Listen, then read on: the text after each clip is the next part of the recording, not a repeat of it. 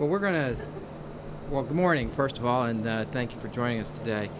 We're going to see if we can do this. We've had some technical difficulties, and our audio is going to be less than optimal, and if it deteriorates to the point where we can't communicate well, we'll go ahead and reschedule this. But we do have today with us Colonel Sean Macfarland. And Colonel Macfarland, this is Brian Whitman. Can you hear me okay? Yes, I can, Brian. Thanks. Very good. Well, thanks for sticking with us there as we work through some of those technical difficulties. Colonel Macfarland is the commander of the 1st Brigade, 1st Armored Division.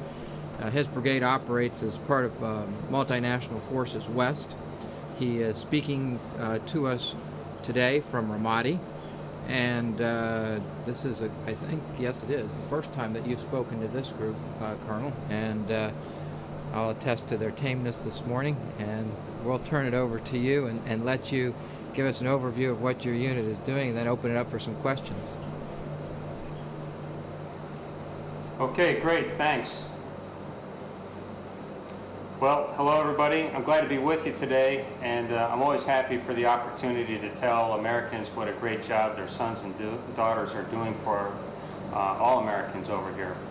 I'd like to begin by saying that this is not just an Army brigade. We are the 1st Brigade of the 1st Armored Division. We like to call ourselves the Ready First Combat Team, but we're really composed of all 4 services: Army, Navy, Air Force, and Marines.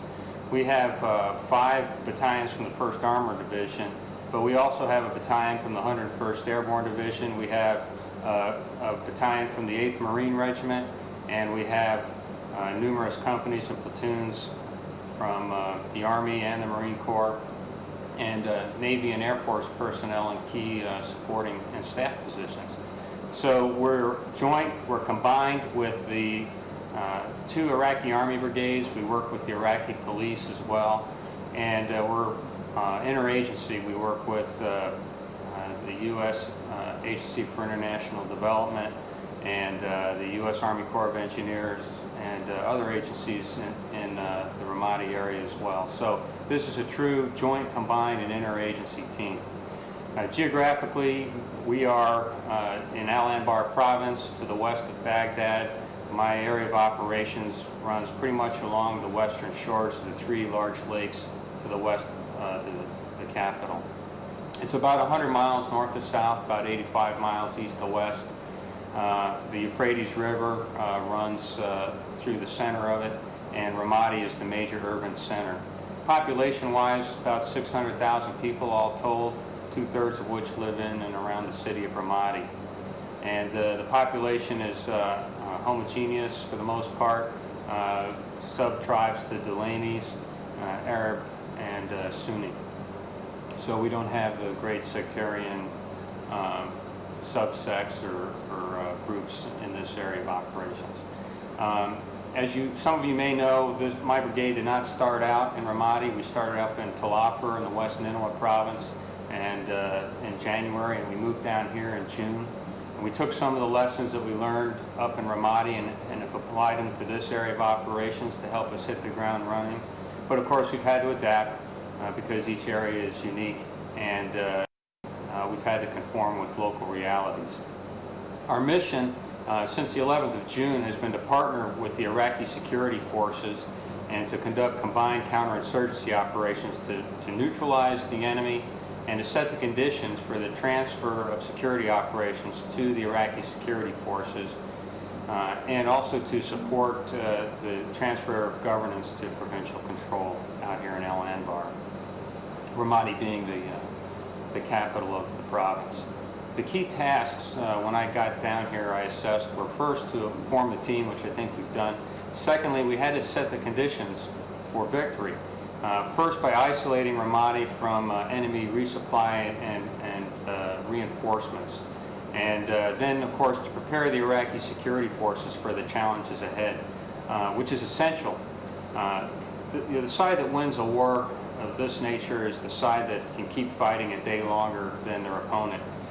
The ISF is certainly willing to, they are in the fight to the finish, but we have to make sure that they are self-sustaining and capable of keeping that fight up for as long as they have to. Third, we have to fight the enemy. And we recognize that the key terrain in this battle space is not the city of Ramadi or the Euphrates River, it's the people that live here. To that end, we use a combination of lethal and non-lethal means to defeat the insurgency. Our approach was best articulated, I think, by John Locke some 300 years ago when he said, be sociable with those that will be sociable and formidable with them that will not. So although Ramadi is a violent place, we're only as violent as we need to be and not a bit more. Finally, we have to consolidate our gains. Here again, the ISF is critical to our success. Not only is it difficult for us as Americans to stay here long enough to ensure that the peace that we gain is secure, but no matter how hard we Americans try, we'll always be perceived as outsiders here, and will never be as acceptable to the Iraqi people as their own institutions, particularly the police and the army. So our own doctrine says that the tenets of counterinsurgency fighting are perseverance and legitimacy, and the Iraqi security forces provide us with that instrument to satisfy both of those fundamentals. My campaign plan, we're pursuing these objectives along 4 lines of operation. First of all, development of the ISF, I talked about that. Secondly, conducting security operations, and that'll eventually transition first to the Iraqi Army lead and then to the Iraqi police in the lead. And then civil military operations, which include both government and economic initiatives. And finally, information ops. And those are designed to separate the enemy from the Iraqi people and to help reintegrate former insurgents back into the mainstream society. So how's it going? Well, pretty well overall. As you know, Ramadi is one of the active seats of the insurgency, and over the past month we've conducted a series of operations to clear, then hold, and then build in various sections of Ramadi and its immediate environments. We've successfully interdicted the enemy, its lines of infiltration into the city, and we've established 5 new combined coalition and Iraqi security force combat outposts and patrol bases, both in and around the city. These have had a very disruptive effect on the enemy. Most importantly, though, it's given us the opportunity to engage the people of Ramadi instead of just through the sights of our weapons, but in actual conversation. And we've established new relationships with the people in parts of the city that we haven't been able to in the past. These atmospherics around these combat outposts have been changing from hostile to neutral and neutral to good, but in some places it's moving faster than others. It's a process, and it's going in the right direction, but we still have a way to go. Once people in these near these new combat outposts and patrol bases understand that the Iraqi security forces are there to stay and they're not just sweeping through the neighborhoods, they begin to open up a little bit more and provide us both with intelligence, and they start to talk to us about their concerns, their needs, and their desires that we can then address, and that turns us into the building phase where we start to first establish some short-term projects to help the immediate problems in the area, and then try to develop economic growth conditions. In time, American presence will diminish at these patrol bases, and eventually it'll just be Iraqi Army working with the Iraqi police, and then finally the IPs will have the lead. Okay, so I've talked enough. I'll be happy to answer any questions you might have now. Well, thank you for that overview, Colonel, and we'll get right into it, and hopefully you can indulge us for a little bit past our appointed time, and we'll get about 15 minutes of questions here. Go ahead, Will. Colonel, this is Will Dunham with Reuters.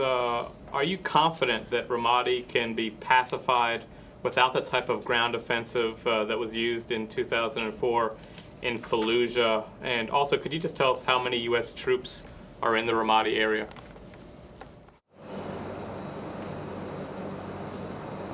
Yeah, Will, I am confident that we can secure Ramadi without a Fallujah-type offensive, and with each new section of Ramadi that we move into and establish a patrol base and begin to move out into the neighborhoods, I become more and more confident that a Fallujah-type of offensive is not going to be necessary.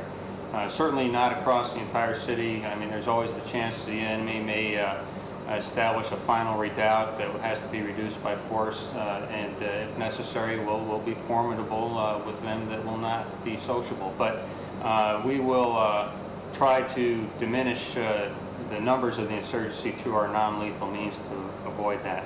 I'd rather not get into the total number of troops in the area for operational reasons. Tom.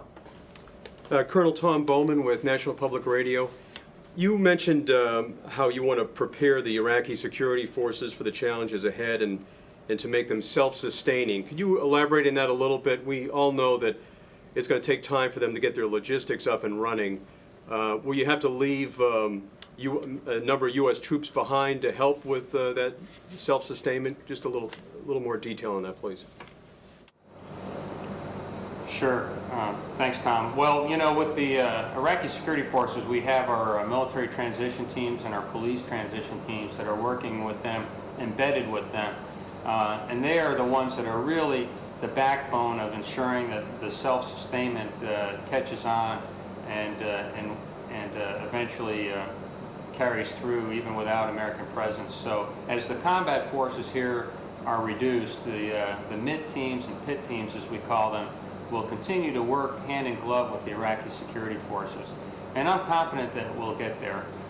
You know, the Iraqis are challenged right now in some of their logistical areas and personnel administration areas, but you have to keep in mind that this is an army that's being formed in contact with the enemy. And that's never an easy process. I mean, our own army was formed in the midst of a conflict in the Revolutionary War, and as you I'm sure all recall, the Continental Army went through a pretty tough time at Valley Forge. And if it wasn't for outsiders, the French Army and a Prussian general named Baron von Steuben, who knows, we might all be speaking English today. What? Pam. Thanks. Colonel, this is Pam Hess with UPI. I've got a ton of questions, but just a big picture one. Can you explain to us why Ramadi continues to be such a problem? I think even since the start of the war, Ramadi's been the single most dangerous place for U.S. troops. What is it about this place that makes it so intractable, and why do you think it's? Because it sounds like you think that you're going to be the one that's going to be able to turn this around, or your men are going to be able to turn this around. Well, first of all, it's not just me that's going to turn this around. It's going to be the great soldiers, sailors, airmen, and Marines that are out here, and of course the Iraqi security forces. And the people of Ramadi will turn it around themselves. The people of Ramadi have historically not responded well to higher authority. They didn't get along well with Saddam. They weren't particularly fond of the Brits. And, you know, we Americans are perceived as outsiders as well. And that's just a fact of life. That's just the local culture here. It's insular. This has been exacerbated by Al-Qaeda when they moved in here. They intimidated through murder and other acts of violence the people of Ramadi and forced them into their homes, away from their places of employment, and really have turned Ramadi into a battleground. And now that we are beginning to reintroduce the Iraqi security forces into the city and establish the secure conditions for people to come back out of their homes and begin productive employment, the tide is beginning to shift. But it's a slow process, and you know, this has been going south for a while. It's going to take a while to turn it around to head north again. But I see the change, and it's happening every day. To be clear, it's Pam again. The change then for you is the fact that you're getting enough ISF finally into Ramadi that you can put an Iraqi face on security? Absolutely. Success begets success, and as the security situation improves, as administration of the Iraqi security forces improve and we're able to pay them on time, people are able to stay under arms and with their colors and continue to serve and protect. That helps a lot, and then that helps us with our recruiting efforts. And as we create secure areas, these ink spots that grow larger and larger and begin to connect, people don't have to worry about the safety of their families when they go out and either work with the Iraqi security forces or find some other form of employment. And that creates a kind of a snowball effect, and we're, I think, approaching the takeoff point where this will become a self-sustaining phenomena and will achieve irreversible momentum. Colonel Jeff Schogel, Stars and Stripes, you were talking about some of the lessons from Tel Afar. Do you plan to berm Ramadi and then do selected strikes like Operation Restoring Rights, as in Tel Afar? No, I don't plan to build a berm around the city of Ramadi. There are a number of roads in here. We've put checkpoints on the roads. If you look at the map, Ramadi's surrounded on two sides by a river and on one side by a railroad embankment. So it really doesn't need a berm around it. All we had to do was control the entry control points, as we call them, and we do. So no, I'm not going to build a wall around the city. And Operation Restoring Rights was a great success up in Tel Afar, but each area is a little bit different, and Ramadi is a little bit different from Tel Afar, and it's different from Fallujah. And the approach that we're taking now of clearing, holding, and building, one neighborhood at a time, is the approach that we'll stay with, and it's bearing fruit, and I don't see a reason to change it at this time. Colonel David Curley from ABC News. You mentioned your ISF. We've seen some issues with where particular forces come from. Can you give us a sense of the makeup of the ISF forces? Are they all Sunni? Are they all from that area? Are you having any issues with their interaction with the local populace? That's a great question. The Iraqi police are recruited locally, and they are the sons of Ramadi and the districts around it. And that gives them instant cachet with the people who live here, and they have mutual respect. And of course, they know who the local players and characters are, and that makes them more effective at their job. The Iraqi army is recruited nationally, and they're an ethnic mix: Kurd, Shia, Sunni. I don't have the exact percentages. We don't put too fine a point on that because, quite frankly, it doesn't matter. It's a national army. Just as ours is a national army, and it's just not something that we discuss a lot. Colonel Gordon Trowbridge from Army Times. Previous units that have been in Ramadi have spent a lot of time and attention focused on the government center in the city. What if you could tell me a little bit about what your troops are doing there, the security situation around there, and also whether you've been able to make any progress in getting the provincial government in any sort of functional form? Well, thanks. That's a good question too. The government center is in a pretty tough part of town, and the 3rd Battalion of the 8th Marines has done a great job of securing it. Right now, over the course of the years, about a dozen buildings around the government center have become really little more than shells of buildings, and don't serve any purpose other than to hide snipers and IED triggermen. So we're going to begin the process of rejuvenating the center of the city around the government center by taking those buildings down and creating a clear space around the city center, around the government center. That'll increase the security. That will help the government workers feel safer about coming to work, and that will help in turn get the provincial government accelerating towards control in the province. You know, people sometimes liken that to destroying a village in order to save it. Absolutely nothing of the sort. These buildings are already destroyed, and what we're really doing is accelerating the urban renewal and rejuvenation of Ramadi by just taking them down. Colonel, I'm Carl Osgood with Executive Intelligence Review. There's been a number of stories recently about troops coming back from Iraq and Afghanistan with mental health problems. I'm wondering how much of an issue is combat stress for you and your troops, and what kind of measures are you taking to deal with it? Well, thanks for that question.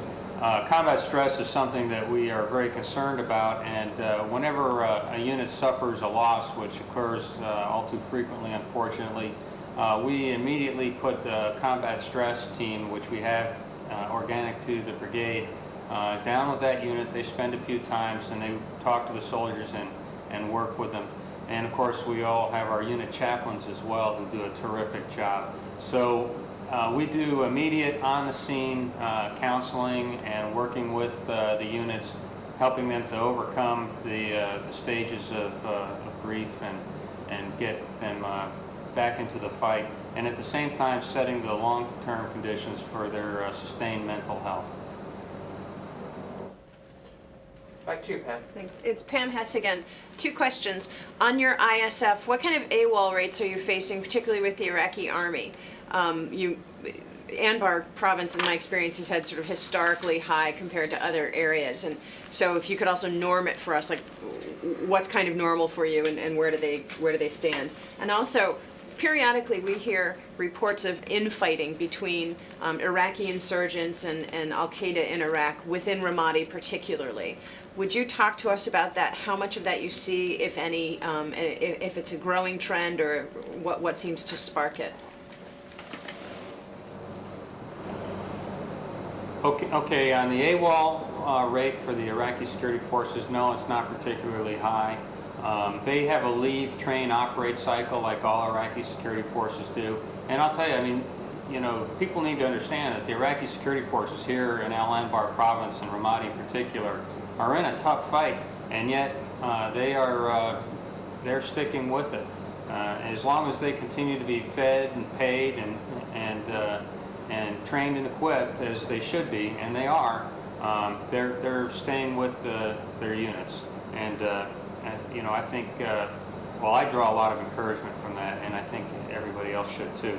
On the red-on-red violence, as we call it, the insurgents fighting each other, it's easy to make more of that than there really is. Some of it happens, but you have about 4 different flavors of bad guys out there. You have the foreign fighter, Al-Qaeda guys. They're very few in number, although as far as we can tell, they constitute about 100% of the suicide bombers. Sometimes it's tough to tell after a suicide bombing, you know, what exactly the suicide guy's nationality was, for obvious reasons. But when we can tell, they tend to be foreign fighters. Then you have your local AQ sympathizers. But they're also relatively small in number, but they are a very lethal part of the insurgency here. And then the vast majority are either the rejectionists who reject the government of Iraq for various either ethnic or political reasons, or you have just the organized criminal element that's out there. And sometimes those 4 groups will fight over the same resources or fight for influence over the same areas. And that's where you see the red-on-red tend to occur. All right, let's finish up with Will. Colonel Will Dunham with Reuters. How long do you anticipate that it will take to bring the city fully under control?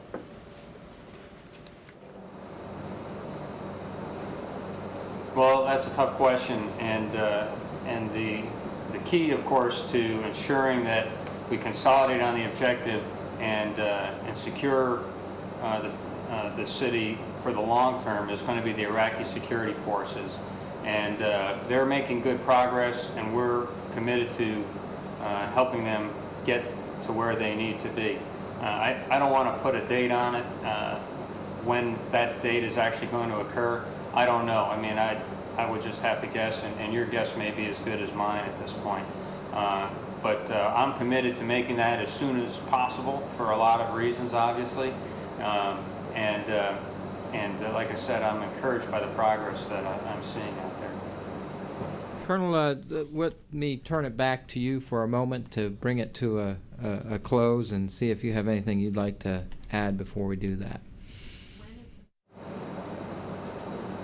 Thanks, Brian. Yes. In closing, I'd just like to say that I think we have turned a corner here in Ramadi. There's still a lot to do, but we're on the right track. And to use a golf analogy, I think we struck the ball well, but but the follow-through is critical to determine the trajectory of the golf ball. And those of you out there who played golf with me know that you know, I'm speaking from theory rather than practice. But this is the time that is really critical for us. We're at a transition point in the fight for Ramadi, and we're now at the point where we're beginning to take the city back from the insurgents, and now it's important for us to hold what we've got and to begin to build where we hold. I've been encouraged by what I've seen. I think the potential for success exists here. And finally, I just want to say it's been the greatest privilege of my life to command the amazing young soldiers and sailors and airmen and Marines of this brigade. You know, you hear a lot of people talk about the younger generations, and they worry about them. And I'd just like to say that something in America is going very right to turn out the kinds of people that I see out here wearing America's uniforms. They're courageous, they're disciplined, they're intelligent, and they're positive warriors. They live in Spartan living conditions. They're under constant danger. They suffer from extreme heat. They carry heavy loads. They are under a very demanding tempo, and occasionally they suffer heartbreaking losses. But each and every day they get up there, they stand their posts, they go out on their patrols, and they do it with resolve, with good cheer, and with compassion for the innocent victims of war. They're a force for good. They're proud of who they are. They're proud of who they're fighting for, and you can be very proud of them too. The people of Iraq see this, and to the extent that we can create an Iraqi security force in their image, the people of Iraq will benefit. Thanks for your time. Colonel, thank you very much, and we hope to have you back to talk to us sometime very soon. Thank you very much. Have a great day.